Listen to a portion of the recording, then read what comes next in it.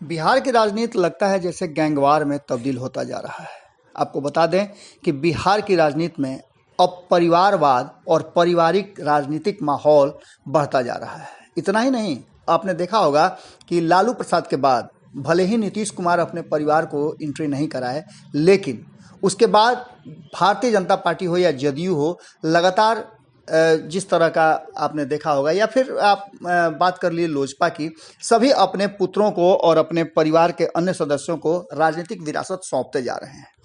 अब इन सब में जीतन राम मांझी का परिवार भी राजनीतिक विरासत का एक हिस्सा हो गया है। आपको पता है कि जीतन राम मांझी बिहार के मुख्यमंत्री रहे हैं, भले ही थोड़े समय के लिए रहे हैं, लेकिन उतने ही समय में उन्होंने अपनी राजनीतिक विरासत को बड़ा ही बल दे दिया है। उनके पुत्र, आपको पता है कि बिहार में और नीतीश सरकार में मंत्री हैं।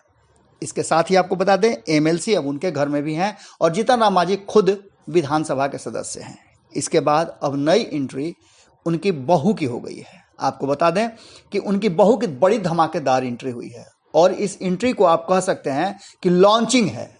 सीधे लालू प्रसाद और उनके परिवार पर हमला करना कोई आसान बात नहीं है, लेकिन जीतन राम मांझी की बहू ने जिस तरह से हमला किया है और जिस शब्दों के साथ हमला किया है, जिस तल्खी से हमला किया है, उसे सुनकर थोड़ी देर के लिए आप भी कान बंद कर लेंगे। हालांकि बात रोहिणी आचार्य की जाए तो उन्होंने भी शब्दों की मर्यादा को तार तार किया है, लेकिन उनसे ज़्यादा और एग्रेसिव होकर के जीतन राम मांझी की बहू ने इस मुद्दे को उठाते हुए ज़बरदस्त एंट्री मारी है।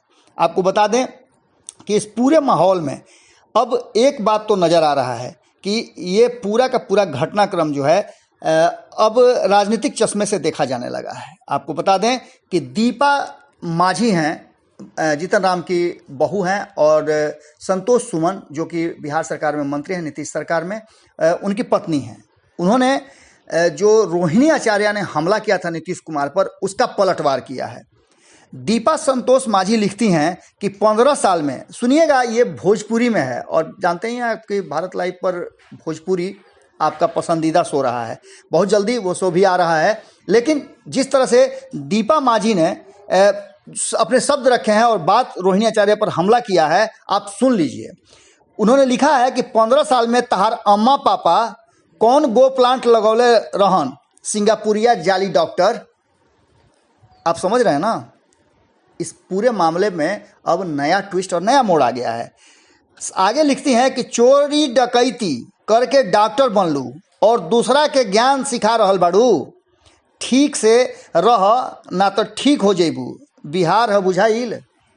आप समझ रहे हैं ना कि अब मामला कहाँ जा रहा है। ये सीधी तौर पे आमने सामने की लड़ाई हो गई है और दो परिवारों की लड़ाई हो गई है। इसके अलावा आपको बता दें कि बात यहीं तक नहीं रुकी, उन्होंने आगे भी अपनी बात को रखा और धड़ाधड़ दूसरा जो है सोशल मीडिया पर उन्होंने पोस्ट किया और लिखा कि बिहार में एक और बेटी इंसाफ मांग रही है। आप समझिएगा, ये बहुत बड़ा तंज है, बहुत बड़ा हमला है लालू परिवार पर। बिहार में एक और बेटी इंसाफ मांग रही है जिसकी जिंदगी लालू परिवार ने बर्बाद कर दी। क्या गलती थी ऐश्वर्या की जो तुम सब ने मिलकर उसे जलील किया, मारा, पीटा। अब अपने घर शीशे के बने हों तो दूसरों के घर पर पत्थर नहीं फेंका करते। इसका मतलब है कि दीपा मांझी की एंट्री कहीं ना कहीं एक बात तो बता रही है कि अब लालू प्रसाद और उनके परिवार को कड़ा टक्कर देने के लिए जीतन राम मांझी का फैमिली तैयार हो गया है। जुड़े रहें भारत लाइव के साथ। अब इस पूरे घटनाक्रम पर जो आपके सामने हमने रखा, आपकी प्रतिक्रिया होनी चाहिए, क्योंकि आप प्रतिक्रिया देंगे, कमेंट बॉक्स में अपनी बात लिखेंगे, तब हमें जानकारी मिलेगी कि आप बिहार की राजनीति से कितना इत्तेफाक। अगर ये वीडियो पसंद आई और वह बिहार के राजनीति और बिहारियत से सरोकार रखेनी तो सब्सक्राइब बटन दबा के चैनल के सब्सक्राइब कर ली। ओजे एगो घंटी बा, ओकरा बटन दबा देला से कुल सटीक और मारक खबर रुआ मुफ्त में मिल जाई। अगर रुआ पत्रकारिता के हमनी के नया प्रयोग में सहयोग कर चाहतानी तो ज्वाइन बटन दबा दी। पेटीएम नंबर नोट कर ली 9386816700। धन्यवाद।